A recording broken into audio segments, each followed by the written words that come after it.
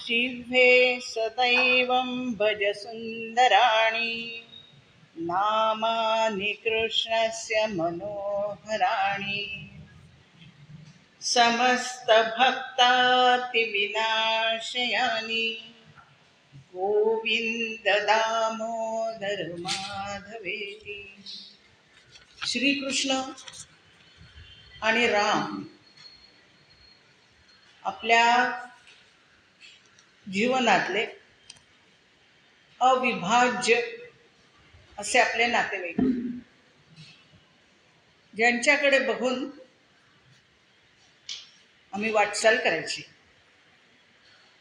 वर्षानुवर्ष झाली तरीही ते आमच्या मनामध्ये, हृदयामध्ये रुजलेले आहे. सारखी प्रत्येक क्षणी अरे रामा, अरे कृष्णा असं आपण त्यांना हाक मारत असतो, कारण धावून फक्त तेच येतील यावर विश्वास असतो. कृष्णाबद्दल आपण सतत काही ना काही वाचत असतो, ऐकत असतो.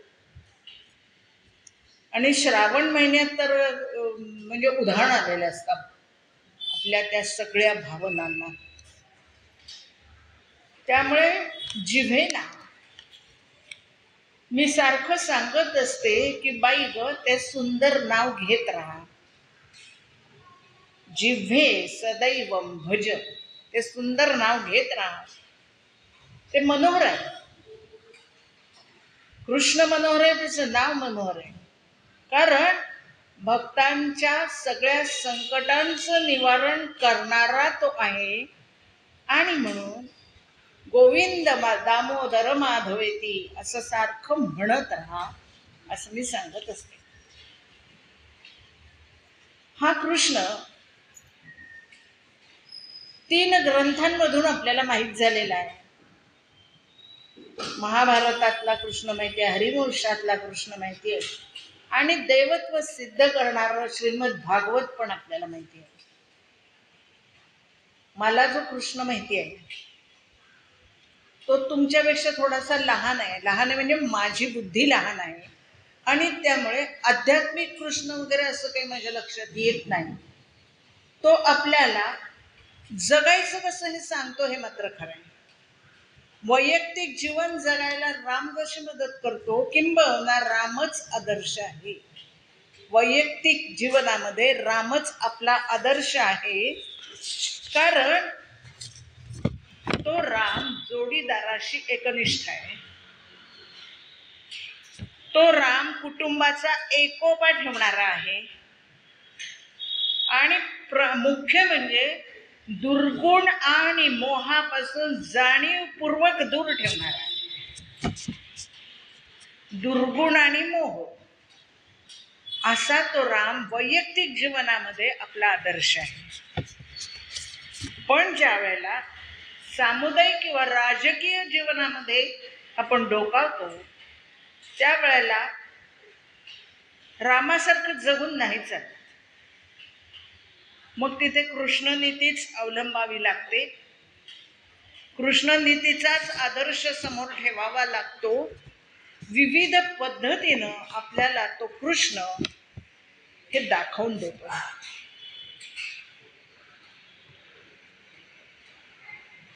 चारही वर्ण आत्मसात करणारा हा कृष्ण, त्याने 2 गोष्टी केल्या, विरक्ती आणि आसक्ती. ह्या दोन्ही गोष्टी स्वीकारल्या, परंतु तारतम्याने. आणि या दोन्ही गोष्टी कधीही एकत्र होऊ दिल्या नाही. एक कर्तव्य करताना दुसरं कर्तव्य बाधित होईल असं काहीही कधी केलं नाही. विलक्षण आहे, खरोखर विलक्षण. आणि प्रत्येक वेळेला ती कृती करताना डोळ्यासमोर काय आहे, तर फक्त समाज कल्याण. स्वार्थ कुठेच नाही, कुठेच नाही. समाज कल्याण हा हेतू आहे. काही कुठलीही कृती करताना स्वतःचा आनंद उपभोगताना सुद्धा समाजहित, समाज कल्याण हे त्याच्या दृष्टीसमोर आहे. कसा आहे कृष्ण? त्याची पंचसूत्री आहे कृष्णाची. एका पुस्तकात छान वाचायला मिळालं, म्हणजे माझ्यासारखे लेखक, आणि त्यामुळे त्यांनी मला समजेल अशा भाषेमध्ये कृष्ण मांडलेला मला ते पुस्तक वाचायला मिळालं. तर कसं आहे कृष्ण? त्याची पंचसूत्री असा शब्द प्रयोग त्याने केला. उत्साह, प्रयत्नशीलता, उत्साह, प्रयत्नशीलता, चैतन्य, धैर्य आणि पौरुष, या 5 गोष्टींवरती कृष्णाने आपलं जीवन बेतलेलं आहे. विलक्षण उत्साह आहे, सळसळणारं चैतन्य आहे आणि सतत प्रयत्न करण्याची इच्छा आहे. त्यामुळे झोपून राहणं, आता कंटाळा आलाय असं म्हणणं, हे आत्ताच्या भाषेत बोलायचं त्याच्या डिक्शनरीमध्येच नाही. नको आता जायला, कंटाळा आला, तो कंटाळा 5वीलाच पुजलेला आहे. आपल्यासारख्या सामान्य माणसांच्या 5वीला पुजलेला आहे कंटाळा. आता कंटाळा आला बाई स्वयंपाक करून, आता जरा आराम. आता कंटाळा आला बाई हे सगळं सारखा टीव्ही बघून, आता जरा आराम. आता कंटाळा आला बाई सारखं बाहेर नको जायला, आता घरातच बसते, आराम. सारखा कंटाळा, कुठलंही एक काम केलं की कंटाळा, आळस. आणि हे कृष्णाला मान्य नाही. आणि त्यामुळे सगळ्या गोपांना बरोबर घेऊन तो सतत उड्या मारत असतो, गायींच्या मागे धावत असतो. विट्टी दांडू खेळेल, सूरपारंब्या खेळेल, काहीतरी चैतन्य निर्माण होईल, मनाला आनंद देईल, उल्हसित करील असे खेळ आणि सांघिक खेळ. हे वैशिष्ट्य आहे, सांघिक खेळ. मी एकटा नाही, हा आनंद वाटून घ्यायचा आहे. प्रत्येक गोष्ट माझ्या एकट्यासाठी नाही, ती वाटून घ्यायची आहे. आणि त्यामुळे मग गोपाळकाला असेल किंवा गायींना चारणं असेल किंवा काहीही असेल, पण ज्या वेळेला संकट झेलायची वेळ येईल त्यावेळेला बाकीच्यांना नाही पुढे करणार, तो जाणार, बाकीच्यांना नाही पुढे करणार. संकट येईल त्यावेळेला संकट निवारण्यासाठी नेतृत्व तो करणार. आता तुमचं तुम्ही बघा, ही भानगड नाहीये. खरं सख्य, खरी मैत्री ही तिथे पाहायला मिळते. सगळे माझे, हे सगळे माझे, हे सगळे माझ्या जवळचे आहेत असं वाटणं, हा स्थायी भाव आहे. एका प्रमुखाचा, म्हणजे ग्रामप्रमुखाचा मुलगा आहे, पण सर्वसामान्यांमध्ये मिसळतो, सर्वसामान्यांमध्ये मिसळणार आहे. आणि त्यामुळे कृष्ण वेगळा आहे, म्हणून कृष्ण वेगळा आहे. प्रत्येक वेळेला बघा तुम्ही, आता गोपी आहेत, यांना नीट सांगून काय समजे ना बघा. या ग आपल्या मुलांना खायला प्यायला घाल, नको बाजारात जाऊ, नाही ऐकत. नीट सांगून बघितलं, 2दा सांगितलं, 3दा सांगितलं. कोणासाठी सांगतोय? तुमच्याच मुलांसाठी ना. मला तर माझ्या घरी मिळतंय खायला, पण तुमच्याही मुलांना मिळायला पाहिजे आणि तुमच्याकडे आहे ते तुम्ही दिलं पाहिजे. हे कळे ना बघा, हे कळे ना. आणि त्यामुळे मग आता काय करूया, दुपारी त्या झोपल्या, कंटाळा आला, आता ताक करून दमले, अमुक करून केलं, लोणी काढून दमले, बाजारात जाऊन येऊन दमले, काही कारण असतील, मग थोडा विसावा, तर नाही त्यांना झोपू द्यायचं. मग हळूच खिडकीतून यायचं, ती शिंक्यावरचं ते लोणी काढायचं, हात पोचत नसेल तर आणखीन कोणाला तरी मदतीला घ्यायचं आणि वर चढायचं. आणि मग त्या आवाजाने ती जागी होणारच आहे. तू देत नाही ना, मग वाया घालवतो. तू देत नाहीस, मग मी वाया घालवतो. त्याच्यापेक्षा त्यांना खायला दे ना. आपल्या मुलांना खायला दे, असं त्याने सगळ्या आयांना जागं करणं हे सोपं नाही, हे सोपं नाही. आणि म्हणून कृष्ण कसा होता? खट्याळ होता. कृष्ण नक्कीच खट्याळ होता, पण त्रासदायक नव्हता. त्याच्या खोड्यांमागचा उद्देश लक्षात आल्यावर सगळ्यांनाच जाणवायचं नाही काही त्रास देण्यासाठी नाही करत आहे, वेगळा आहे. स्वतंत्रपणे वावरत होता, पण स्वैराचार कुठेच नव्हता. मस्करी करायचा, विनोद करायचा, हो ना, पण ते करताना कोणाच्या वर्मावर कधी त्यांनी बोट ठेवलं नाही. कोणाच्या वर्मावर बोट नाही ठेवलं, हे वैशिष्ट्य आहे. आणि म्हणून कृष्ण सगळ्यांनाच हवा असं वाटतं. या सगळ्या गोष्टी आपणही करतो, पण आपला हेतू शुद्ध असतो असं नाही. हसतो, विनोद करतो, पण नकळत कोणीतरी त्याच्यात दुखावलं जातं हे आपल्या लक्षात येत नाही. ते त्याच्याबरोबर लक्षात यायचं. आणि त्यामुळे तो खट्याळ कृष्ण सगळ्यांना हवासा वाटायचा. तो कृष्ण उत्साही आहे. तारुण्य वृत्तीला हा उत्साह जास्ती गरजेचा आहे. म्हणजे आपण गमतीने म्हणतो की नाही, आपली मुलं झोपलेली असतात, सकाळी रात्रभर काम करतात बिचारे आणि सकाळभर झोपतात. रात्रीचा दिवस करतात आणि दिवसाची रात्र करतात. रात्रंदिवस हा प्रकार काही नाही, रात्रीचा दिवस आणि दिवसाची रात्र. मग हिंदू राष्ट्र झोपलंय असं जर झालं किंवा असलं वाटलं तर चूक आहे का? हिंदू राष्ट्र झोपलंय. जिने उठून कामाला लागायचं ती पण झोपलीये. जिने मुलांना शिकवायचं तीच झोपलीये. जागं कोणी व्हायचं? ते कृष्ण शिकवतो. म्हणून मी म्हटलं की कृष्ण हा जास्तीत जवळचा वाटतो. काहीतरी तो आपल्याला सांगत असतो सारखं. पुतनेपासून कौसापर्यंत सगळ्यांना मारलं, हो ना, शिशुपालाला मारलं, जरासंधाला मारलं. हे सगळं त्यांनी केलं. हे सगळं केलं मोठ्या कौशल्याने केलं. जरासंधाला मारताना आणि खरं बोलून केलं. जरासंधाला सांगितलं की आम्ही ते मारायला चाललोय, आम्ही 3 जण आलोय, यांच्याशी द्वंद्व कोणाशी घ्यायचं ते तुट, आम्ही आलोय. आणि खरं काय ते सांगितलं. 17 वेळा स्वाऱ्या केल्या की नाही जरासंधानी. मग प्रत्येक वेळेला आपल्या निष्पाप प्रजेला किती त्रास द्यायचा. मग आता आपणच इथून पळालो, लांब गेलो, माझ्यासाठी येतोय ना तुम्हाला, मग मीच इथून निघून जातो ना. मग रणछोडदास कोणी म्हटलं तरी चालेल.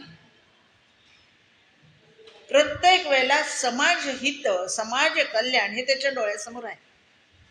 आणि त्यामुळे तो तिथून बाहेर पडलाय.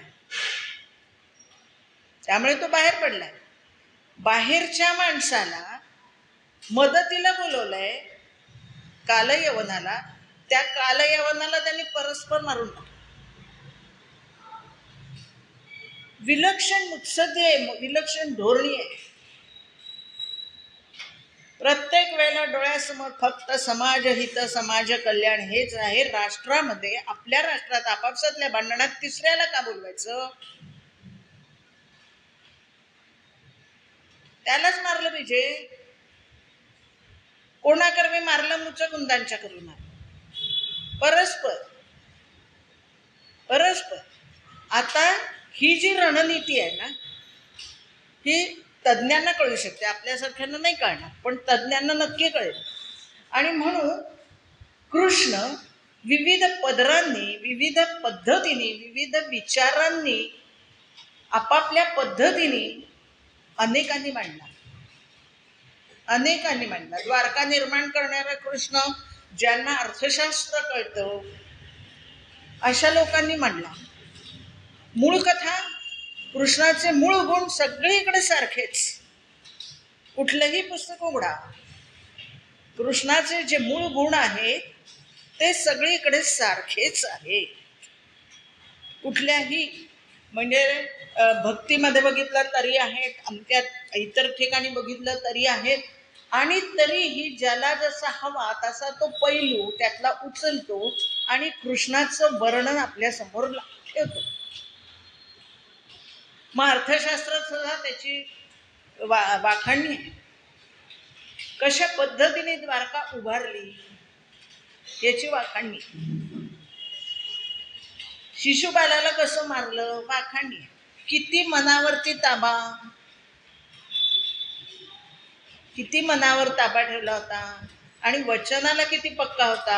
आपल्या आत्याला, शिशुपालाचा आत्याभाऊ होता ना, त्यांनी सांगितलं होतं की त्याचे 100 अपराध मी सहन करेन, त्याचं वध तर करणारच आहे मी, म्हणजे तू माझ्या हातूनच मरणार, पण 100 अपराधापर्यंत मी काही करणार नाही. किती वेडावाकडं बोलला. अगदी भर दरबारात दुराख्याचं पोर काय नामू काय ढमू काय वाटेल तेही सहन केलं. मोजत होता. 100 अपराध झाले, आता मारायला हरकत नाही, वचनातून मुक्त झालो, आत्याला दिलेलं वचन. आणि शिशुपालाला मारलंय, जरासंधाला मारलाय. युक्ती पण त्याची म्हणजे विलक्षण आहे. हंसाने डिंडीबाला मारलं, त्याचे हस्तक, जरासंधाचे हस्तक म्हणजे उजवाडावा हात असं आपण म्हणू आजच्या भाषेत. आणि त्यामुळे डिंडीबाला सांगितलं रे, म्हणजे कोणीतरी एक हौस मेला होता, कोणीतरी, हा नव्हता तो, हे माहिती होतं, पण तरी त्याला सांगितलं रे हौस मेला तरी तू अजून जिवंत, कसं काय तुझा मित्र गेला तरी तू, म्हणजे 2 शरीर 1 प्राण वगैरे असं म्हणता, आणि मग तो गेला तरी तू कसं काय अजून आहेस. आता तो म्हणलं गेला, हंस गेला, मग मला सगून काय करायचं, म्हणून दिंडीबाने उडी मारली. आणि आता हंसाकडे जाऊन सांगितलं रे दिंडीबा गेल्या, कळलं नाही का तुला, कोणता तरी एक हंस गेलाय आणि तो ह्या हंसाशी ते जोडतोय, युक्तीनं मारणं. स्वतः काही केलं का, काही नाही केलं. आता जर कोर्टातच केस झाली असती तर कदाचित तो म्हणला असता की तू मग बघा शोधायचं होतं ना हौस कोण आहे ते, मी फक्त सांगितलं हौस मेला, बरोबर आहे. म्हणजे सगळं करून नामानिराळ राहणं, पण करण्यामागचा हेतू काय, समाजहित, जरासंधाचं खच्चीकरण हे करणं आवश्यक आहे. आणि त्यामुळे हंस आणि दिंडीबी दोघंही मरणं आवश्यक आहे. मग त्यांना हे असं मारू नरवा कुंजरवासारखं, ती तर आपल्याला सगळ्यांना माहीत असलेली. असा हा विलक्षण कृष्ण आहे, विलक्षण, अक्रूर. आणि गंमत प्रत्येक वेळेला बघा लक्षात आपल्याला पण माहिती आहे की स्वतःसाठी काहीच केलं नाही. कंसाला का मारलं, कारण तो अन्यायाने तिथे गादीवर बसला होता, वडिलांना बाजूला करून. ही आपली पद्धत नव्हे, वडिलांना तुरुंगात टाकून तो गादीवर बसलाय, त्यामुळे हे अन्याय कुठे सहनच नाही करायचं. मुळे कशा करता करायचं, अन्याय होऊच द्यायचं नाही. आणि करत असेल कोणी तर तो अन्याय दूर करण्यासाठी एक व्यक्ती शोधायची. व्यक्ती कोणती, जी बलशाली आहे, जी खरोखर सज्जन आहे, परित्राणाय साधू, जी साधू आहे, अशी व्यक्ती शोधायची ना, अशी व्यक्ती शोधायची. आणि मग त्याच्या मार्फत ही गोष्ट घडवून आणायची, असं तो नेहमीच करत आलेला. आणि त्यामुळे जरासंधाला जसं हंस आणि दिंडीबी आणि तिथे जाऊन सांगून त्याला द्वंद्व युद्धामध्ये भीमाने हरवलाय, किंबहुना तो गेलाय. जरासंध एक मोठं संकट दुर्ग, त्या जरासंधाने बाहेर आणलेला कालयवनाला असाच मारलेला आहे. मग याच्यातून आपल्याला एक गोष्ट दाखवली की नाही, की आपल्या राज्यामध्ये आपापसातली भांडणं आपली आपण मिटवायची ना, बाहेरचं कशाला बोलवायचं. त्यामुळे कालयवन गेला. वैचारिक क्रांती केली की नाही केली, आठवण बघ, त्याच्या डोक्यावर नाचला कालियाच्या. म्हणजे काय केलं, तू नार, तुझी संस्कृती वेगळी, तू आमच्या इथे येऊन इथल्या लोकांना बिघडवतोस. विषवल्ली ना, माणसाची मन एकदा विषारी झाली ना की सगळं बिघडूनच जातं. तर असं तू करतोयस हे बरोबर नाही आणि हे मला मान्य नाही. आणि अनेक प्रकाराने म्हणजे त्यांनी याला पण विळख्यात घेण्याचा प्रयत्न केला.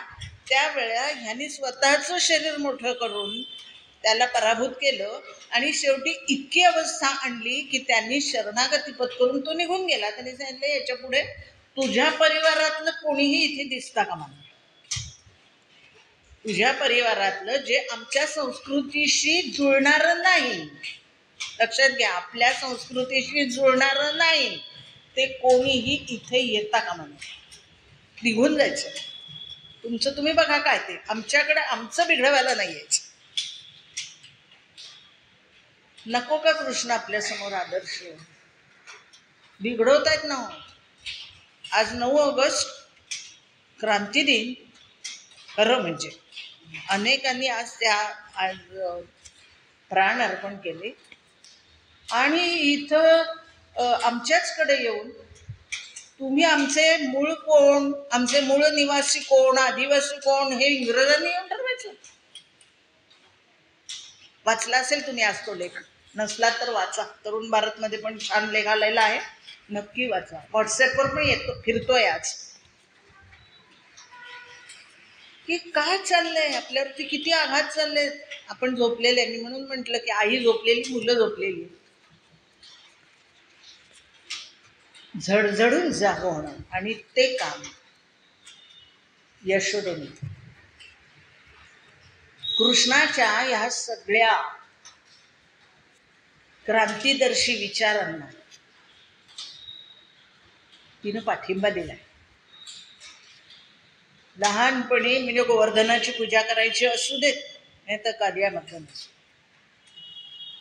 नंदाला बरोबर पटवलंय तिने, तो करतोय ते बरोबर आहे, तो जे करतो आहे ते बरोबर आहे असं नंदाला बरोबर तिने पटवलेलं आहे. तर कृष्णाच्या या ज्या गोष्टी आहेत,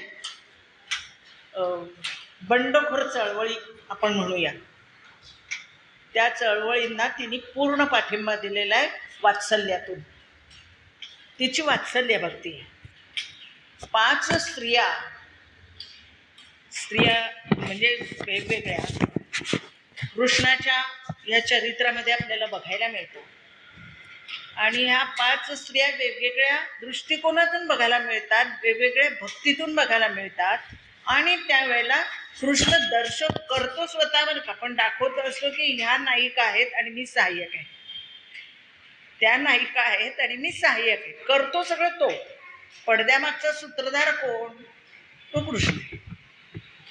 मग राधेची भक्ती असेल ती तर कृष्णाच्या चरणाशी शरणागतच झालेली आहे.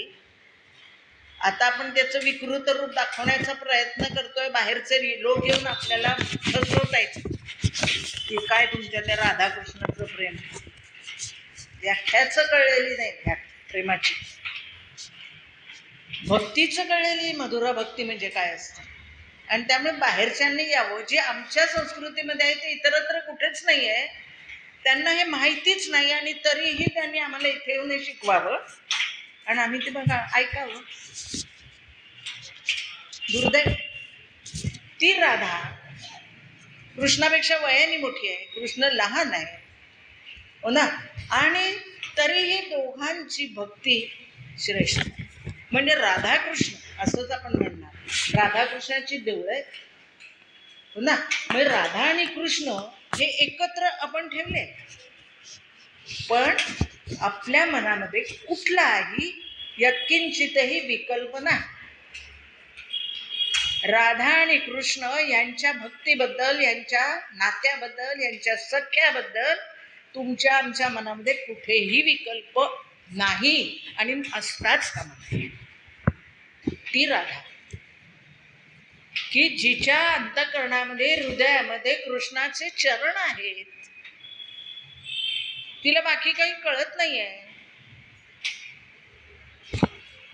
राधे विण ते मंथन चाले, नवल बघाया गोकुळ आले, माहिती आहे. अशी ती राधा आहे, कृष्णमय झालेली आहे. ती राधा भक्तिरूपानं आपल्या समोर येते. वात्सल्य भक्ती म्हणून यशोदा आपल्या समोर येते. आईने कसं असावं, मुलाचं अभ्यास तिने कसा करावा, आपला मुलगा हे का करतोय ते कसं समजवून घ्यावं, याचं उत्तम उदाहरण आहे यशोदा. त्याला 2 धपाटे निघत, म्हणजे चूक झाली तेव्हा केलं असेल, त्या पण गमतीच्या शिक्षा आहे, त्या आपल्याला सगळ्यांना माहिती आहे. कोकळाला बांधलं काय, लोणी मी खाल्लंच नाही खाल्लं काय वगैरे, त्या गमतीचा भाग जाऊ द्यायचा. परंतु आपला मुलगा या मथुरेच्या हितासाठी काहीतरी करतोय, या गोकुळवासियांच्या हितासाठी काहीतरी करतोय, याच्यावर तिचा पूर्ण विश्वास आहे. आणि हेच पुढे कुंतीच्या बाबतीत आपल्या लक्षात येतं. कुंती त्याची आत्या आहे, पण कुंती कृष्णाकडे एक तत्वज्ञ म्हणून पाहते, एक मार्गदर्शक म्हणून पाहते, भाचा म्हणून नाही पाहत. भाचा म्हणून त्याच्याकडे बघत नाही, तर तत्वज्ञ आहे, मार्गदर्शक आहे म्हणून ती त्याच्याकडे पाहते. आणि कृष्ण सुद्धा तिला सांगतो की आई म्हणून आंधळ प्रेम करू नको, आई म्हणून आपल्या मुलांवरती आंधळ प्रेम करू नकोस, उलट तर्कशुद्ध कसं मुलं वागतील याच्याकडे बघ. तर्कशुद्धता ही कृष्णानं कुंतीला सांगितली. आणि आपल्या मुलांकडे तर्कशुद्ध विचारांनी बघ ती काय करतायत ते, आणि तसा सल्ला त्यांना दे. आंधळ प्रेम कुंतीनं नाही केलं. तिचा मार्गदर्शक कृष्ण आहे, हो ना. आता खरं पांडवांच्या प्रत्येक हालचाली मागे कृष्णाचे काय हालचाल आहे किंवा कृष्णाचा डाव काय आपल्याला माहिती आहे, त्याच्याबद्दल आपण काही फार विचार करण्याचं आत्ता कारण नाही आहे. आपण फक्त पाहतो कृष्ण कसा वेगळा आहे. आणि त्यामुळे पांडवांना हाताशी धरलं की इतके लोक, कौरव 100 होते, हो ना, परंतु पांडवांना हाताशी धरले कारण धर्मनिष्ठ होते पांडव. कारण पांडव धर्मनिष्ठ होते, स्वकर्तव्य निष्ठ होते. आणि म्हणून त्यांना हाताशी घेऊन कृष्णानं आपल्याला स्वधर्म शिकवला. आणि कर्माची फळं वगैरे सगळं जे गीतेमध्ये आपण करत राहायचं, फळ मिळायचं ते मिळणार. गांधारींनी शाप दिला, 36 वर्षांनी तुझ्या यादव कुळामध्ये अशाच प्रकाराने सगळ्या स्त्रिया रडतील, हो ना. ते कर्माच आहे, ते स्वीकारायला, ते कृष्णाने स्वीकारलं. काही वागताडण केलं नाही, तू काय हे बोलतेच म्हटलं नाही, काही केलं नाही. गांधारींनी देवाला त्याला म्हटलं त्यावेळेला त्याच्या चेहऱ्यावरचा भाव तोच आहे, त्याच्या चेहऱ्यावरचा भाव तोच आहे. कुठे कठोर व्हायचं, काय स्वीकारायचं, हे कृष्णाला बरोबर कळलेलं आहे. आणि त्यामुळे जेवायचं की नाही इथे कृष्ण शिष्टाई करून उपयोग नाहीये, माहिती होतं त्याला शिष्टाई करून उपयोग नाही, पण तेही आपण केलं पाहिजे. हे केलं असतं तर बरं झालं असतं असं नको वाटतं, म्हणून मला ते केलं पाहिजे. आणि म्हणून त्यांनी ती कृष्ण शिष्टाई केलेली आहे. आणि म्हणून तो कौरवांकडे येऊन त्या धृतराष्ट्राशी बोललेला आहे. अपमान होणारे हे सगळं माहिती आहे. आसक्ती आणि विरक्ती ह्या दोन्ही, हे जे 2 गुण आहेत हे त्याच्याबरोबर सहजच आहे, पण कशातही त्यांनी सरमिसळ होऊ दिलेली नाही. हे जमणं कठीण आहे, पण असा एक आदर्श आमच्या समोर आहे आणि म्हणून ते जमतच नाही, असूच शकत नाही असं आपल्याला म्हणता येणार नाही, कारण त्यांनी तसं जगून दाखवलं. तुझ्या घरचं अन्न मी खाणार नाही, कारण जेवायचं कुठे असतं, जिथे प्रेम असेल तिथे. ते प्रेम तुला माझ्याबद्दल अजिबात नाही मला माहिती आहे, तर तू दुर्योधनाला सांगतोय की असं प्रेम तुझं माझ्यावर नाही हे मला माहिती आहे, म्हणजे तुझ्याकडे जेवण्याचं काही कारणच नाही. प्रेम असेल तिथे जेवायचं, मी विदुराकडे जाणार आहे. हे सोपं नाही,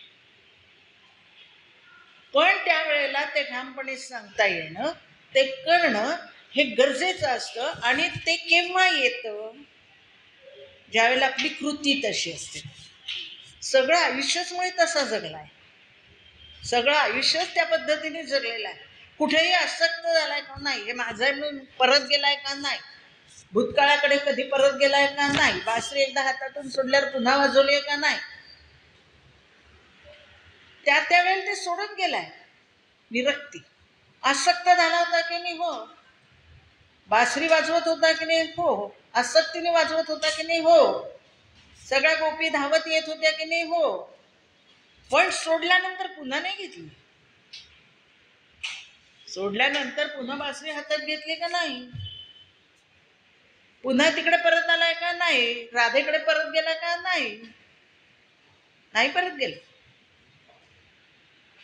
म्हणून विरक्ती आणि आसक्ती हे दोन्ही त्यांनी स्वीकारलेलं आहे आणि ते अत्यंत समतोलपणे सांभाळलेलं आहे. असा हा कृष्ण आहे.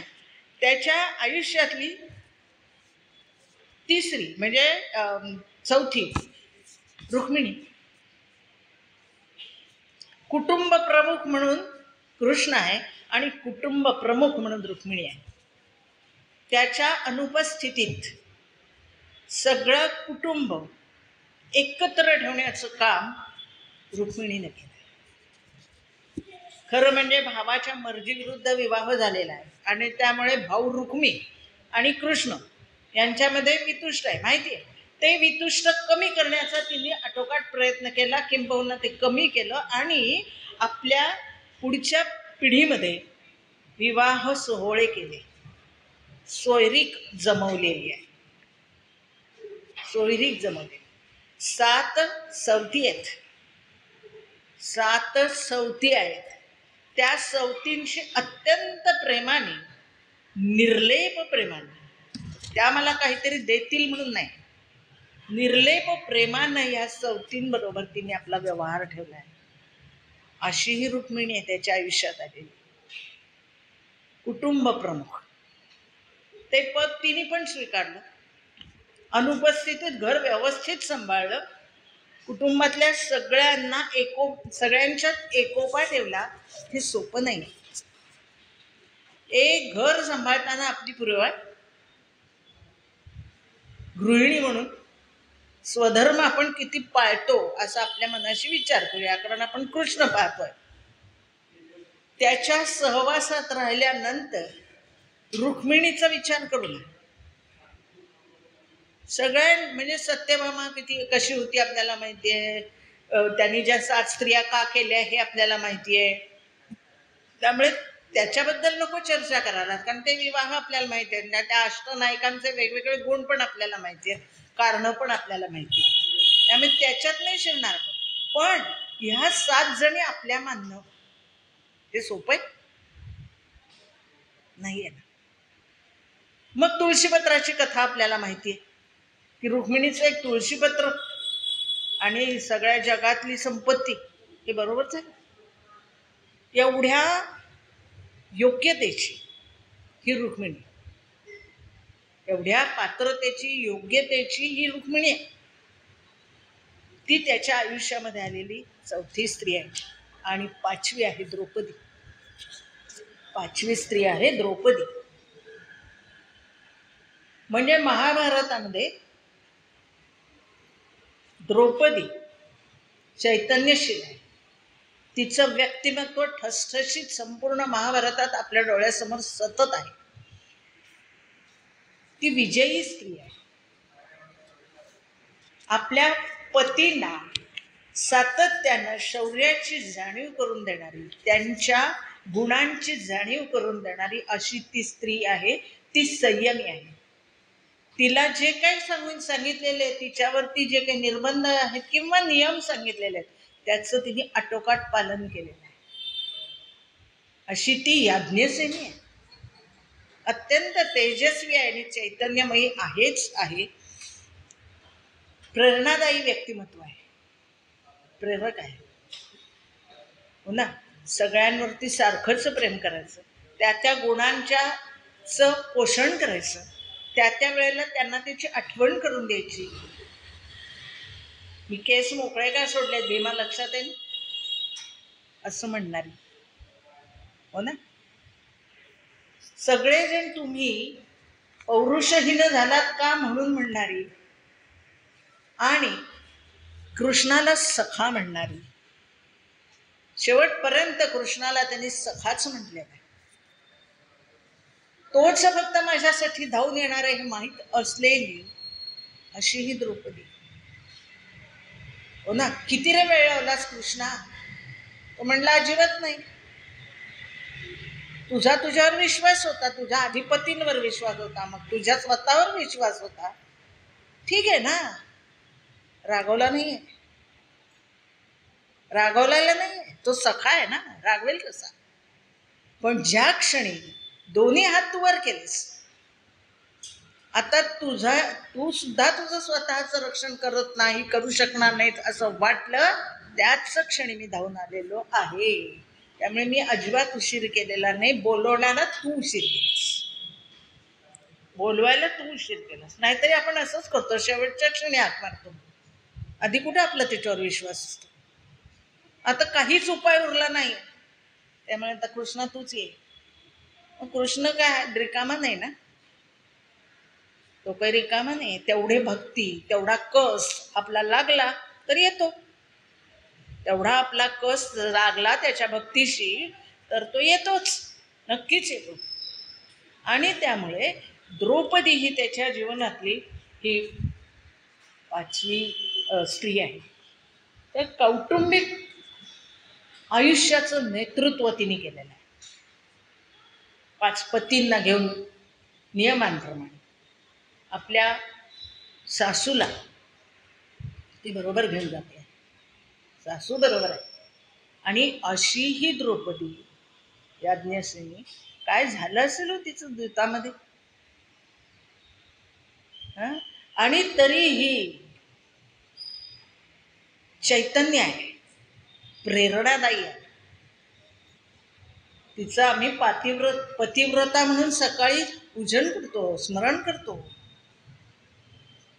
5 स्त्रियांची, 5 पुरुषांची आहे. त्यावेळेला सुद्धा कृष्णाने एक विधान केलेलं आहे की पुरुष जर 4 आणि 5 विवाह करू शकत असतील तर एका स्त्रीनं अपरिहार्य असताना जर 5 विवाह केले तर आक्षेप का? क्रांतिदर्शी आहे कृष्ण. कृष्ण क्रांतिदर्शी आहे. जो पाऊस देतो आहे त्याची पूजा करायला सांगणं हा एक क्रांतिकारक विचार आहे. म्हणून गोवर्धन पूजा आहे. म्हणून गोवर्धन पूजा सगळ्यांना एकत्र करणं म्हणजे गोपाळकाला. कोणी काय आणलं चर्चाच नको. सामान्य माणसं कशी वागतात हे त्याला माहिती आहे. अरे तुझ्या याच्यात चटणीच का? मी लोणी आणलंय. माझ्या भाकरीबरोबर लोणी आहे, तुला चटणीच? छोटं वय आहे. नकळत मनामध्ये असूया निर्माण होईल. किंबहुना आपली आई आपल्याला लोणी देते म्हणून राग निर्माण होईल. ही भानगडच नको ना, हे असं नकोच. मग सगळ्यांचंच एकत्र करून टाकून सगळे सारखं वाटून खाऊ. कोणीच काय आणलंय, काय संबंध आहे? आपल्या गाठोडी सोडा आणि याच्यात आणून होता. आता काय ओळखायला येत नाहीत, कुस्करा करून टाकलेला आहे. कोणाची भाकरी आहे, कोणाचं लोणी आहे, कोणाची भाजी आहे, काय कळत नाही. पण सगळं छान आहे, कारण सगळ्यांचं प्रेम त्याच्यामध्ये एकत्र झालं आहे. समभाव तो कृष्णाने शिकवावा, तो कृष्णाने शिकवावा. म्हणून गोपाळकाला, आमच्या गोपाळकाल्यामध्ये प्रेमापेक्षा, आठवून बघा आपण गोपाळकाला करतो, छान आहे, कल्पना उत्तम आहे. त्यानिमित्ताने एकत्र येणं. पण लाह्या पोहे, तू काढणार मी काढणार, दही कोण किती काय किती वाटण्या, आणि मग हिने हेच आणलं तर ही चर्चा. नंतर समभाव आहे गोपाळकाला कशासाठी? समभावासाठी. म्हणजे आपण हे सगळं जे जे स्वच्छ निर्मळ चांगलं आहे ते सगळं कसं बदलून टाकतोय. ते कसं सगळं बदलून टाकतोय. काळ बदलल्याप्रमाणे बदलायचं, म्हणजे नीतिमूल्य बदलायची नाही आहेत ना. समभाव बदलून कसं चालेल? तो नाहीच बदलायचा. त्यातला भाव तोच राहिला पाहिजे, त्यातला भाव तोच राहिला पाहिजे. आणि ते शिकवणारा आमचा हा गोपाळकृष्ण, असा हा गोपाळकृष्ण काला करणारा. हो ना. कंस आपल्याला मारायला अनेकांना पाठवतोय, पण कंसापर्यंत पोचताना पण सावधगिरी बाळगणं कसं गरजेचं असं सांगणार. सावधगिरी बाळगणं कसं. आधी कंसाबद्दल समाजामध्ये प्रजेमध्ये किती प्रेम आहे, राग आहे, हे कसं शोधायचं. मग त्या प्रजेकडूनच शोधायला हवं. प्रजा आपल्याला नेमकं काय ते सांगेल, पण असं एकदम विचारता येत नाही. कारण तुझ्या राजाबद्दल तुला काय वाटतं, तो चांगलंच वाटतं म्हणणार ना. राजाच्या विरोधात कोण हो बोलणार, शक्यच नाही. मग धोब्याला, मग त्या कुबजेला असं भेटायचं, त्यांना आधी भेटायचं. आणि मग त्यांना मारताना, त्या धोब्याला मारताना आजूबाजूचे कोणीच बघे येत नाहीत पुढे, की त्याला का मारताय असं कोणी म्हणायला येत नाही. हा तिराईत आलेला आहे खरं म्हणजे. तो मारतोय आणि तो ज्याला मारतोय तो आपल्याच गावातला आहे, त्याच्याबद्दल प्रेम असायला पाहिजे की नाही. पण नाहीये ना, कारण तो त्या कंसाचे कपडे घेऊन चालला.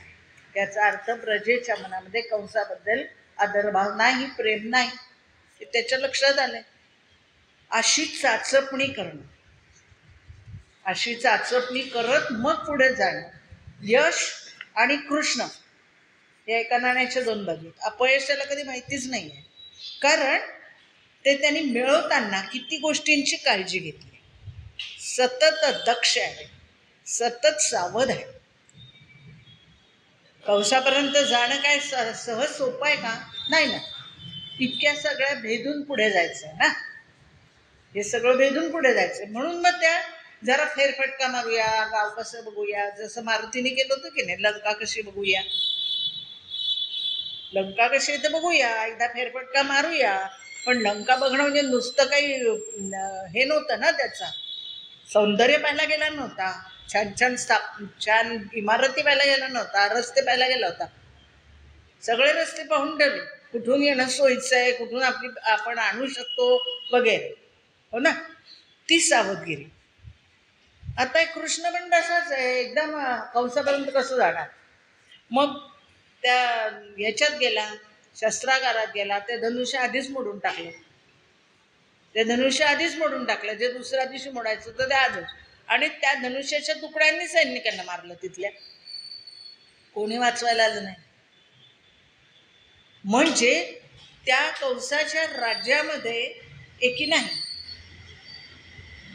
दोन भाग आहेत, अधिकाऱ्यांचा एक आणि सामान्य लोकांचा एक, हे त्याच्या लक्षात आलं होतं. आणि त्यामुळे विजय मिळवणं सोपं. ही दक्षता, हे कृष्णाचं वेगळेपण, हे कृष्णाचं वेगळेपण. अशा अनेक बाबतीत आपल्याला ते जाणवतं, दिसतं, अनेक प्रसंगात दिसतं. फक्त आपण एक दृष्टिकोन ठेवणं गरजेचं असतं की कृष्ण आदर्श आहे, कृष्ण आपला आहे, जे कृष्ण करतोय ते योग्य आहे, जे कृष्ण करतो आहे ते योग्य आहे, यावर विश्वास.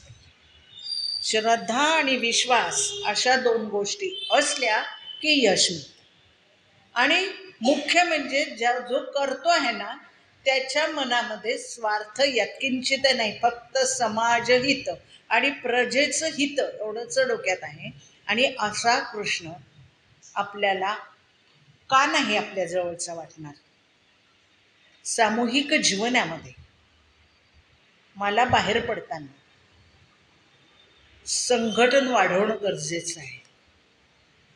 रस्त्यामध्ये माझ्यासाठी धावून येणारी 4 माणसं पाहिजे. त्या धोब्यासारखं माझं होतं कामा नाही आहे. पण ती 4 माणसं केव्हा येतील, त्या 4 माणसांशी माझे जिव्हाळ्याचे संबंध असतील तर, त्या 4 माणसांचे माझे जिव्हाळ्याचे संबंध असतील तर ती 4 माणसं मला वाचवायला येतील. किंबहुना माझ्याबद्दल त्यांच्या मनामध्ये की नाही ही एकटी नाहीये, मला तिथे गेलं पाहिजे असा विश्वास निर्माण करणं. म्हणजे प्रत्येकाची जबाबदारी आली की नाही, कृष्ण येऊन काहीतरी करेल नाही, मीच काहीतरी करायला पाहिजे आहे. मीच कृष्णाने काय काय केलं होतं त्यातलं मला जे शक्य आहे ते केलं पाहिजे असं प्रत्येकाने ठरवणं. आणि असं प्रत्येक जण ठरवतं हे एकमेकाला माहीत असणं म्हणजे संघटन. आणि ते संघटन वाढण्याची आज गरज आहे. तुझं तू बघ, माझं मी बघीन असं नाही चालणार. आपण मिळून करूया. हे हे आवश्यक आहे. हे आवश्यक आहे. मग त्याच्यासाठी राख्या बांधा, नाहीतर तिळगुळाच्या वेळेला तिळाची वडी द्या. पण ही प्रतीक आहेत ना, या प्रतीकातून आपण हे संघटन करू शकतो. आणि अशा संघटनेसाठी मला काहीतरी करायचं आहे हे मला प्रकर्षाने जाणवलं पाहिजे. ते कृष्ण दाखवतो. त्या सगळ्या गोपींना, सगळ्या मुलांना, सगळ्यांना तो बाहेर काढतो. आळसानी घरात बसू नका, उद्योगाला लागा, काम करा. उद्योगाला लागा, काम करा. सारखं दमायला होतं काय? चैतन्य, तरुणांमध्ये चैतन्य निर्माण करायचं. म्हणून मग खेळ खेळायचे, दुपारी झोपायला द्यायचं नाही, उद्योग यायचे, बाहेर घेऊन जायचं मुलांना, झाडावर चढवायचं वगैरे. असा हा आहे. मग आपल्या गुरूंसाठी गुरुदक्षिणा देणारा, सांदीपनींच्या मुलाला आणून देणारा असा हा कृष्ण आहे. म्हणजे वैयक्तिक जीवनात सुद्धा त्यांनी या गोष्टी केल्यात ना. हो ना.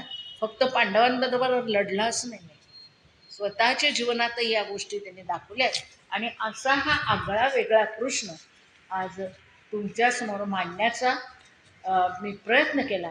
खरं म्हणजे मी 28 तारखेला असं ठरवलं होतं की सद्यस्थिती आपल्या अवतीभोवतीची लक्षात घेता, राजकारणाशी माझा काही संबंध नाही, काही कळत पण नाही, नावं पण लक्षात राहत नाहीत, पण कालयवन आणि कालियामर्दन हे 2 प्रसंग जास्ती सांगायचे असं ठरवलं होतं.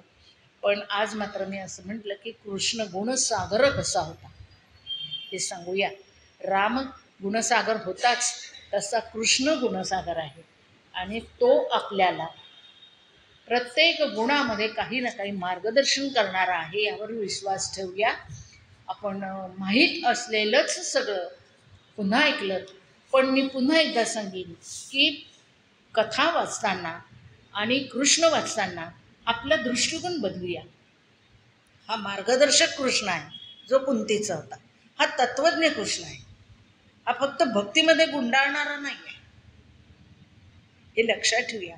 आणि त्यातून कृष्णकथा, कृष्णचरित्र किंवा कृष्णाच्या संदर्भातली जी काही पुस्तकं असतील ती एक वेगळा दृष्टिकोन वाचण्याचा प्रयत्न करूया.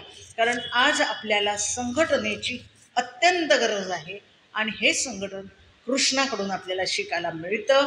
आणि म्हणून कलियुगातलं जे प्रभावी साधन संघटन, सांघिक शक्ती, ती जागी करण्याचा प्रयत्न करूया. मला काय करायचे नाही, ह्या वयात सुद्धा मला केलं पाहिजे. तरुण वृद्ध कोणीही असो, सगळ्यांनी संघटित होण्याची गरज आहे. फक्त तरुणांना मारणारे असं नाही, वृद्धांना पण मारायचंच आहे, म्हणजे आक्रमण झाल्यानंतर. हो ना. आणि त्यामुळे असं काही विचार करण्याची आपल्याला आवश्यकता नाही. कृष्ण डोळ्यासमोर ठेवूया आणि संघटनात्मक कामाला लागूया. इथली ही सांघिक शक्ती वाढवण्याचा प्रयत्न करूया. धन्यवाद.